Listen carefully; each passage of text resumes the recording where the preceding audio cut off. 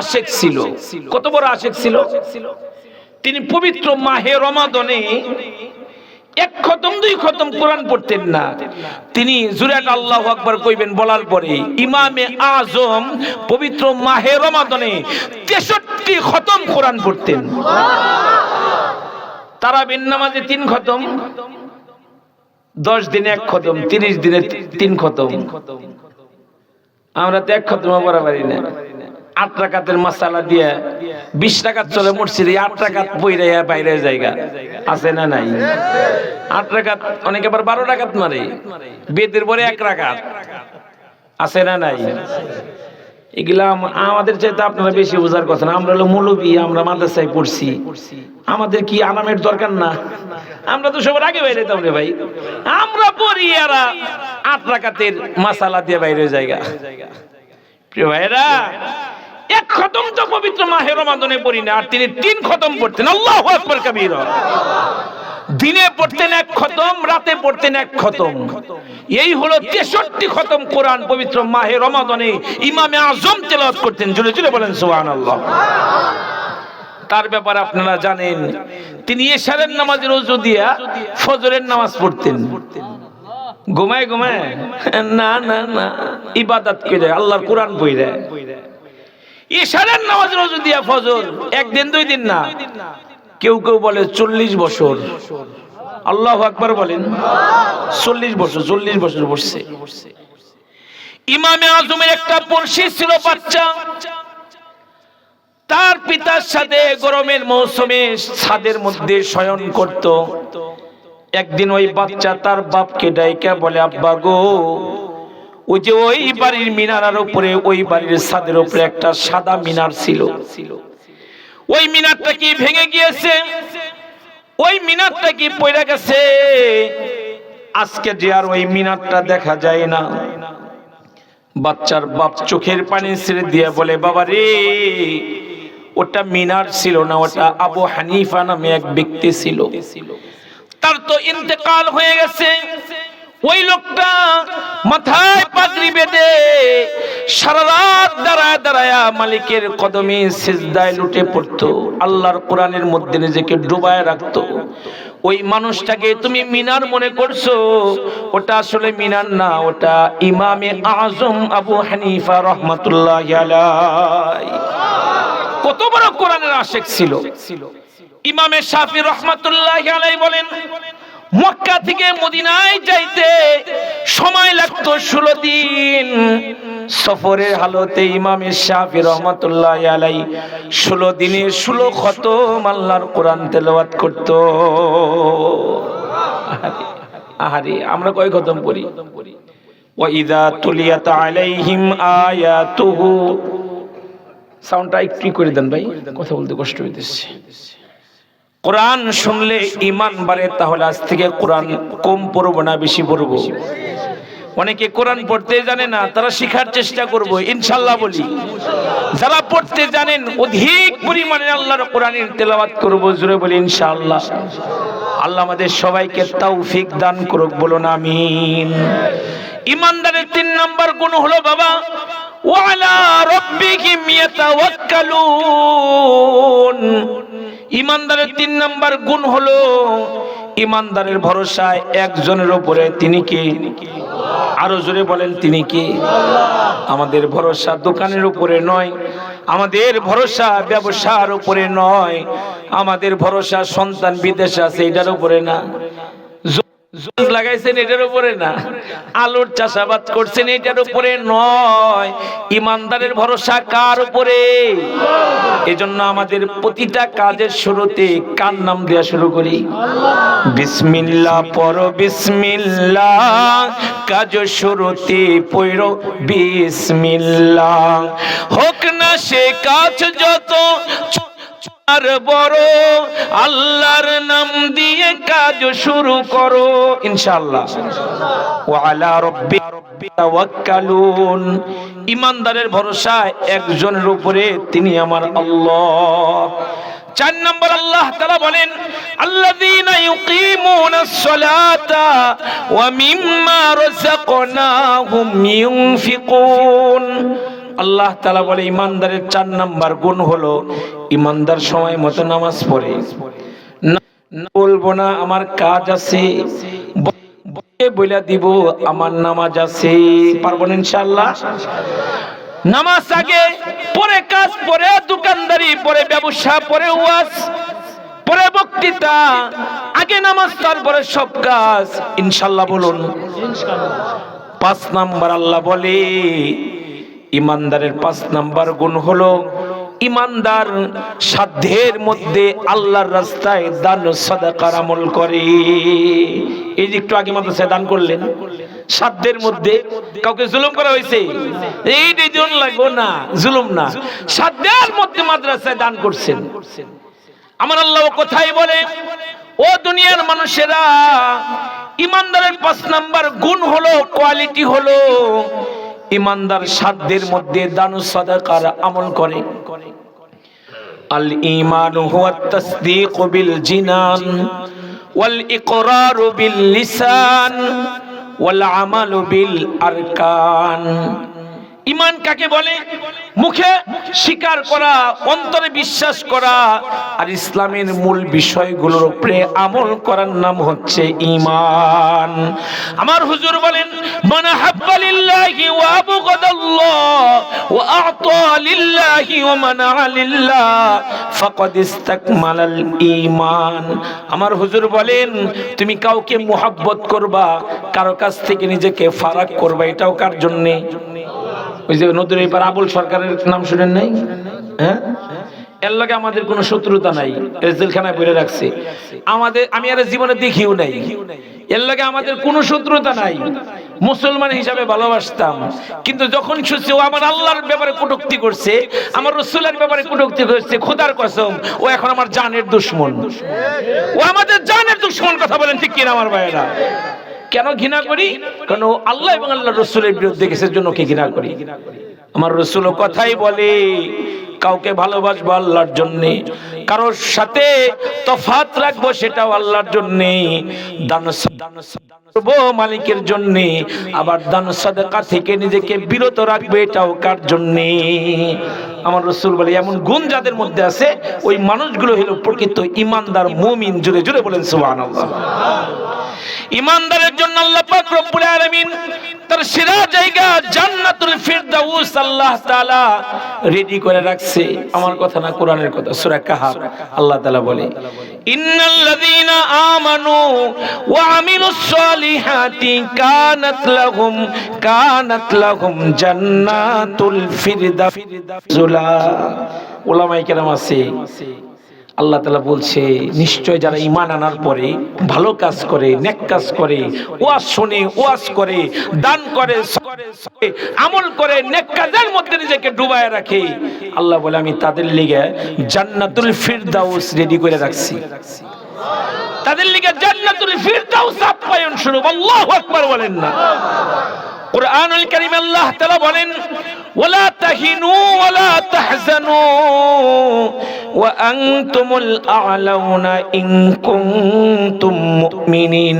আল্লাহ বলে, তোমরা ভয় পেও না, তোমরা দুর্বল হও না, সত্যিই যদি তোমরা ঈমানদার হয়ে থাকো, আমার আল্লাহ বলে বিজয়ের মালা আমি আল্লাহ তোমাদের গলায় দিব।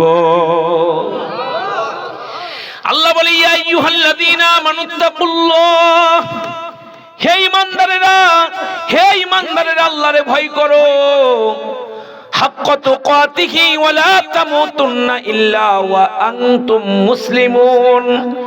আল্লাহ বলে আমারে ভয়, আর মুসলমান না তো আমার কাছে আইসো না। কার কথা? জোরে বলেন না, কার কথা? আল্লাহ তাআলা ইহুদ নাসারাদেরকে বলেন নাই, আল্লাহ ঈমানদারদেরকে বলছে, ও আমার বাপ ভাইরা, ও ঈমান আল্লাহ তাআলা আপনাকে আমাকে দান করছে, এটা নিরাপত্তা দেওয়ার দায়িত্ব আমার আপনার। কথা বলেন ঠিক কি না? ঈমান যেন নষ্ট না হয়ে যায়, ঈমান যেন সব সময় বাড়ে, এজন্য ওই যে 5 গুণের কথা সূরা আনফালে যে বলছে আল্লাহ, এটার ভিতরে মেহনত করব ইনশাআল্লাহ। বলেন আর জোরে বলেন ইনশাআল্লাহ। এই যে একটা নিয়ামত আল্লাহ তাআলা আপনাকে আমাকে দিয়েছে, কলিজার ভিতর থেকে শুকরিয়া আদায় করি, বলি আলহামদুলিল্লাহ। সবাই বলেন আলহামদুলিল্লাহ। এই যে একটা নিয়ামতের দাওয়াত আপনাদেরকে দিলাম, আজ থেকে ঈমান বাড়ানোর মেহনত করব ইনশাআল্লাহ। আল্লাহ আমাকে আপনাকে সবাইকে তৌফিক দান করুক, বলুন আমিন। 2 নম্বর একটা নিয়ামতের কথা বলবো, আমার আলোচনা শেষ হয়ে যাবে, খুব খেয়াল করার জন্য বিনীতভাবে অনুরোধ জানাচ্ছি। সেটা হলো এই, আল্লাহ তাআলা অনেক নিয়ামত আমাদেরকে দান করছে। একটা নিয়ামতের কথা বললাম, ঈমানের নিয়ামত। আরেকটা নিয়ামতের কথা বলি, সেটা হলো আল্লাহ পাক রব্বুল আলামিন আমাদেরকে একজন শ্রেষ্ঠ উম্মত বানাইছে। হ্যাঁ, এর এই অবস্থা, সবাই কইবেন না সুবহানাল্লাহ? ঠেলা গাড়ির মধ্যে ধাক্কায় ধাক্কায় সুবহানাল্লাহ কোন লাগে। এই মাহফিলে সুবহানাল্লাহ, এই গ্রামে সুবহানাল্লাহ, বসন্তপুরে সুবহানাল্লাহ, একবার বললে জান্নাতেতে এত সুন্দর ফলের গাছও পাই, জান্নাতেতে গাছের গোড়া উপরেতে রয়, নিচের দিকে ফল জ্বলিবে মুমিনেরা খায়। মাশাআল্লাহ, যে যতবার পড়বে তার জান্নাতের বাগানটা তত বড় হয়ে যাবে। আমার নানি বাড়ি হলো ট্যাঙ্গরে, উত্তরার পশ্চিম পাশে। তো মার সাথে মাদ্রাসা ছুটি হইলে বেড়াইতে যাইতাম নানা বাড়িতে। আহারে, নানা বাড়ির সুখ শান্তি, এক আজব সুখ শান্তি। তো গেলেই মায়ে কি করতো, আমার নানা বাড়ির একটা বাগান বাড়ি ছিল, ওইখানে আমাদেরকে ঘুরতে নিয়ে যাইতো বিকাল হলে, আমার ভাই বোনদেরকে। তো বাগান বাড়িতে নানা রকমের ফুল ফলের গাছ ছিল। তো মারে বিরক্ত করতাম, মা এই ফলের গাছের নাম কি, এই ফুল গাছের নাম কি? তো মা বিরক্ত না হয়ে বলতেন, এটা এই গাছ, এটা সেই গাছ। তো একদিন আমাকে বলেছিল, তখন আমি খুব ছোট, যে তুমি কি তোমার জান্নাতের মধ্যে এর চাইতে সুন্দর গাছ চাও? তো মারে অবাক হয়ে বলছিলাম, মা জান্নাতে কি আবার গাছও পাওয়া যাবে? মা ওদিন বলেছে, নিশ্চয় পাওয়া যাবে। দুনিয়ার গাছ তো কাঠের গাছ, জান্নাতের প্রতিটা গাছ হবে স্বর্ণের গাছ। দুনিয়ার গাছ তো তার গোড়া নিচে মাথা উপরে, আর জান্নাতের গাছের গোড়া হবে উপরে, মাথা থাকবে নিচে।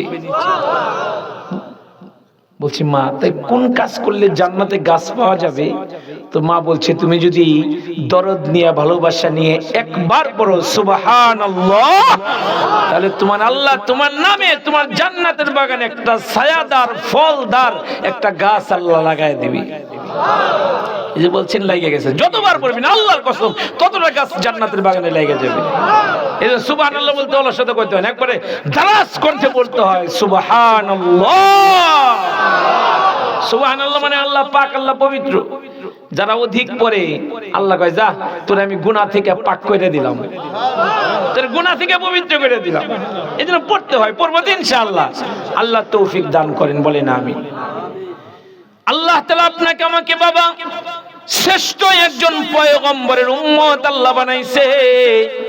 যে নবী আসছে দুনিয়াতে সব নবীর পরে আমার নবী শেষ নবী, আমার নবীর পরে আর কোন নবী নাই, নাকি আছে? আমরা হলাম ওই নবীর শেষ উম্মত। আমাদের পরে নতুন কোন উম্মত জমিনে আসবে না। তবে আমার হুজুর বলেছেন, আসছি পরে, তোমরা আমার উম্মত হয়ে আসছো দুনিয়াতে সব নবীর উম্মতের পরে। খবর গ্রহণ করো, জান্নাতে যাব সবার আগে। আরে কত শান, কত মান, কত রে ইজ্জত, সবার আগে জান্নাতে যাবে নবীর আদরের উম্মত। মান সাল্লা আলাইয়া ওয়াহিদাতান সাল্লাল্লাহু আলাইহি আশরা, আমার পয়গম্বরের উপরে কেউ যদি একবার দুরূদ পাঠ করে, এতটুকুন সাল্লাল্লাহু আলাইহি ওয়াসাল্লাম, একবার যদি আমার দয়ার নবীর উপরে একবার কেউ যদি দুরূদ পড়ে, আমার মহান আল্লাহ তার উপরে সাথে সাথে 10টা রহমত নাজিল করে দেয়। নবীর উপর কেহ যদি একবার দুরূদ পাঠ করে, আমার আল্লাহ তাআলা তার উপরে 10টা রহমত নাজিল করে। আমার মুহাম্মাদের প্রেম সাল্লাল্লাহু, আমার মুহাম্মাদের প্রেম হৃদয়ে জাগে। হইতো যদি জন্ম আমার মক্কাতে, প্রিয় নবীর সাথে যেতাম দিনের দাওয়াতে। আমার মুহাম্মাদের প্রেম হৃদয়ে জাগে। আল্লাহু আকবার বলেন। আমার নবীর ওই আনোয়ার চেহারার দিকে যদি 7 দিনের ক্ষুধার্ত মানুষে তাকাইতো, ঈমান সহকারে নবীর চেহারা দেখে তার পেটটা ভরে যাইতো। নবীর লগে কেউ যদি মুসাফা করত, ওই মানুষটা যেন মনে করতে একটা নরম রেশমি কাপড়ের মধ্যে নিজের হাতটা ঢুকায়া দিয়েছে। মাইশা সিদ্দিকা রাদিয়াল্লাহু আনহা বলেন, ইউসুফ নবীর চাঁদ মুখ দেখা জুলাইখার বান্ধবীরা নিজেদের আঙ্গুল কেটে ফেলেছিল তার সৌন্দর্যে পাগল হইয়া।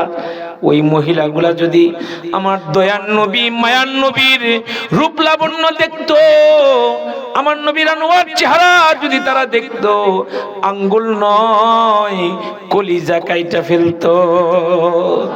ওগো কামলিওয়ালা তুমি মদিনাওয়ালা, ওগো কামলিওয়ালা তুমি মদিনাওয়ালা। তুমি জন্নে জগত জালা, কামলিওয়ালা তুমি মদিনাওয়ালা, ওগো কামলিওয়ালা তুমি মদিনাওয়ালা। নবীর সাহাবী হযরতে জাবের নিজের ঘর থেকে বের হয়ে 14 তারিখের চাঁদ আকাশে জল জল করতেছে, নিজের ঘর রাইখা মসজিদের আঙিনায় গিয়ে দাঁড়ায় গেছে। মসজিদের সামনে তাকায় দেখে এত আলো, এত আলো। হযরতে জাবের মনে করেছে চাঁদ বুঝি জমিনে পড়ে গেছে, চিৎকার শুরু করছে ও আরবের লোকেরা, আকাশের চাঁদ জমিনে পড়ে গেছে। আরবের লোকেরা ঘর থেকে বাইরে হইছে, মনের মধ্যে সাহস পাইছে জাবের। ভালো করে তাকায় দেখে না গো, আকাশের চাঁদ আকাশে আছে, আর মসজিদের আঙিনায় যে দাঁড়ায় রয়েছে ওইটা চাঁদ না, ওটা নবুয়তের শ্রেষ্ঠ আলো নবী মুহাম্মদুর রাসূলুল্লাহ সাল্লাল্লাহু আলাইহি ওয়াসাল্লাম। হযরতে জাবের বলে, আকাশ ডাক দিয়ে বললাম, ওরে আকাশের চাঁদ, দুনিয়ার মানুষ তোর সৌন্দর্যের বর্ণনা দেয়, কিন্তু আমার দয়ার নবীর লগে তোর কোনো তুলনাই চলে না। মাইশা বলেন, আরবের কোন কুমারী নারী, পর্দা নিষিদ্ধ কুমারী নারীর চোখের মধ্যে এত লাজুকতা ছিল না যেটা ছিল আমার দয়ার নবী মায়ার নবীর চোখ দুইটার মধ্যে। আমার নবী দয়ার নবী, আমার নবীরে কেউ গালি দিলে নবী তারে গালি দিতেন না, উল্টা নবী তার লেগে দোয়া করতেন। আল্লাহর কোরআন বলে, ওয়া ইযা আবাহুমুল জাহিলুনা ক্বালু সালামা। উম্মে জামিল নামে আমার পয়গম্বরকে একটা দুষ্ট নারী খুব ডিস্টার্ব করত। আমার নবীর রাস্তার মধ্যে কাটা দিত, ময়লা পানি নবীর উপরে ছুঁড়ে মারতো, ময়লা আবর্জনা আমার দয়া নবীর উপরে ছুঁড়ে মারতো। দরজের পাহাড় আমার নবী, দেখাও তারে কিছু বলতেন না। আল্লাহু আকবার বলেন। আমরা তো লেগে যাইতাম গা। আমরা ওই নবীর উম্মত, ওই নিয়ামত আল্লাহ তাআলা আপনাকে আমাকে দান করছে বাবা, ওই নিয়ামত আপনাকে আমাকে দান করছে। নবী লাইগা যান নাই, আপনাদের কষ্ট হইতেছে ভাই। আর সামান্য সময় বললে আছেন তো ইনশাআল্লাহ। আল্লাহ আল্লাহ এই মাহফিলকে কবুল করুক, আমিন বলেন সবাই। আর অল্প একটু, প্রিয় ভাইরা, আমার ভাইরা, মাইকটা আর একটু ভালো হওয়া উচিত ছিল। আমিও মাইকের মতো অসুস্থ। কালকে যেখানে সর্বশেষ বয়ান করেছি ওইটার মাইকের অবস্থা খুব বাজে ছিল, এই বয়ান করতে গিয়া কণ্ঠের অবস্থা খারাপ। তো তারপরে আসছি, বলি কিছু কথা। আছেন তো ইনশাআল্লাহ? যেভাবে আছেন এইভাবে একটু থাকেন, আর একটু সময়। আমার নবী দেখেও কিছু বলতেন না, সবর করতেন। তো নবী একদিন ওই রাস্তা দিয়ে আবার যায়, আজকার ওই মহিলারা দেখে না। তো নবী আবেগ নিয়ে লোকদেরকে জিজ্ঞাসা করলেন, কি ব্যাপার, ওই মহিলাকে যে আজকে দেখলাম না? তো রাস্তার লোকেরা বলে, আমরা শুনেছি ওই মহিলার জ্বর আসছে, অসুস্থ, বেমারিতে ধরছে। ওই মহিলা ছিল বিধবা, জামাই নাই, একটা মাত্র কন্যা, অসুস্থ মায়ের খেদমতে নিয়োজিত। ঠিক এমন সময় কে যেন ঘরের বাইরে থেকে কলিং বেল টিপ দিয়েছে, দরজার মধ্যে নক করছে। তো অসুস্থ মহিলা তার কন্যাকে বলে, মা যাও তো দেখো বাইরে কে আসলো।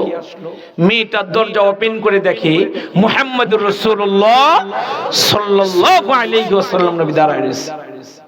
একা না, তার পিছনে এই উম্মতের সেরা মানুষ আবু বকর সিদ্দিক রাদিয়াল্লাহু আনহু দাঁড়ায় রয়েছে। মেয়েটা একটা দৌড় দিয়ে মায়ের কাছে বলে, মা সর্বনাশ, আব্দুল্লাহর বেটা আয় পড়ছে, একা হিনাই লোক লয়ে আইছে, তোমারও গলা টিপে মারবে, আজকে আমারও গলা টিপে মারবে, কেউ আমাদেরকে বাঁচাইতে আসবে না। মহিলার এমনি জ্বর, আরো ভয়ে কাঁপতেছে। একটু পরে মহিলা বলে, মা যাও আব্দুল্লাহর বেটারে ভিতরে আসতে বলো, আমি দেখি তার কাছে মাপ চাইলে বাঁচা যায় কিনা। তো মেয়েটা দরজার সামনে গিয়ে আমার নবীকে ওয়েলকাম করলেন। এখান থেকে একটা সবক নিব বসন্তপুরের ভাইয়েরা, কারো বাড়িতে ঢুকতে গেলে, কারো বেডরুমে প্রবেশ করতে গেলে অনুমতির দরকার আছে না নাই? জুড়ে বলেন আছে না নাই? যুবক ভাইয়েরা, অনুমতি ছাড়া কারো ঘরে ঢোকা জায়েজ নাই, ইসলামে শিখাতে হয়। মন থাকবে ইনশাআল্লাহ। নবী অনুমতি নিয়ে ভিতরে আইলেন, তো শরীফ আনলেন, মহিলা শিওরের কাছে গিয়ে বসলেন। তো মহিলা কাঁপা কাঁপা কণ্ঠে বলে, বাজান হঠাৎ আমার বাড়িতে কি মনে করে আইলেন? তা আমার নবী আদরের কণ্ঠে বলে, মা রাস্তা থেকে শুনলাম আপনি অসুস্থ, জ্বর আসছে, এজন্য আব্দুল্লাহর বেটা আপনারে এক নজর দেখতে আসছে। হায় রে আল্লাহ, সুবহানাল্লাহ কর না। আমাদের লোকে কারো দুশ্মনী হইলো, এর চেহারাই তোমরা দেখুন না, কাইদে লাগছে, এর লাগে কি এর খাতির, সালামটা পর্যন্ত দেয় না। আমার দয়ার নবীরে মারে, আক্রমণ করে, উল্টা নবী তার জ্বরের কথা শুনে তারা দেখতে গেছে। আরে আমার দয়ার নবীর ভিতরটা কত সুন্দর, সুবহানাল্লাহ বলেন না।